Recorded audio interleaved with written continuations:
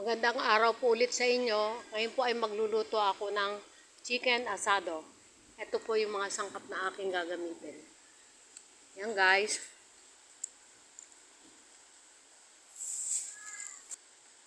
Ayan guys, mag-uumpisa na tayong mag-marinate ng manok.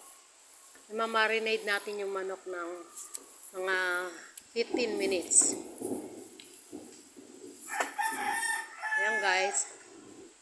Maglalagay po tayo ng paminta, pampaalis ng lansa. Pamintang durog. Lalamasin po natin siya sa paminta. At maglalagay din po tayo ng toyo.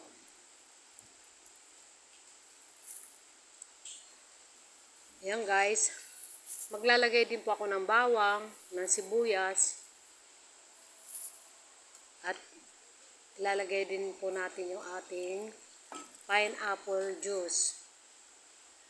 Yung iba kalamansi ang nilalagay. Ako naman po pineapple juice. Yan. Ibababad po natin dyan ng mga 10 minutes or 15 minutes.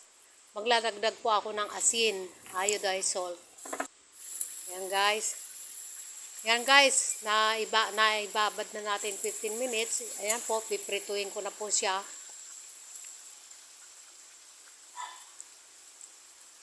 Piprituin ko po siya ng half cook, hindi po natin siya lulutuin. Kasi luluto pa po natin siya.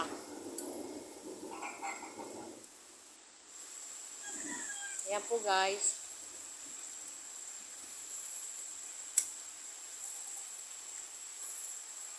Pag medyo mapula-pula na po yung ilalim, pwede na natin siyang balik pa rin.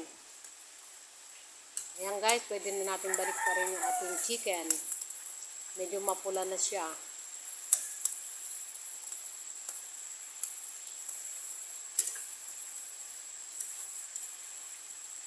Ayan guys, yung ating manok ay binili ko po ng 3/4 lang. Ayan guys, pwede na natin hanguin yung ating chicken.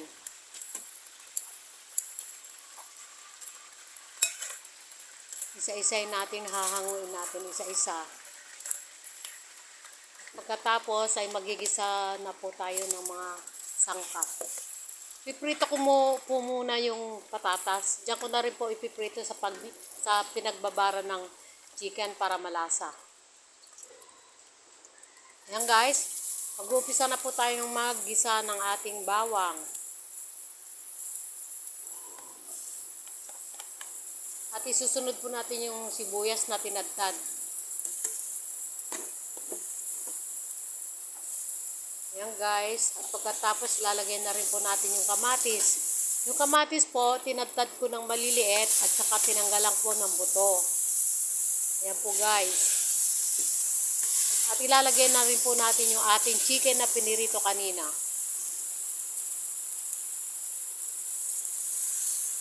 At ilalagay ko na rin po yung pinagbabara natin ng chicken kanina. Ayan po guys, yan po ang gagawin natin sa sabaw. Diyan natin palalambutin ulit yung manok. At naglagay na rin po ako ng pampalasa. Lalagay ko na rin po yung pinirito natin patatas. At maglalagay po ako ng laurel. Ayan guys. Ang bango-bango na ng ating chicken asado. Ilalagay ko na rin po yung ating bell pepper. Ayan po.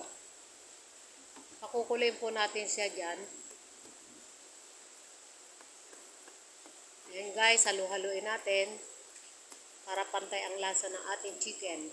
At manood sa ating chicken yung ating pinagbabara ng manok. Ayan guys, titikman ko na. Wow, ang sarap-sarap.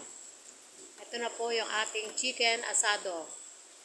Ilang minuto na lang po, maluluto na yung ating chicken asado.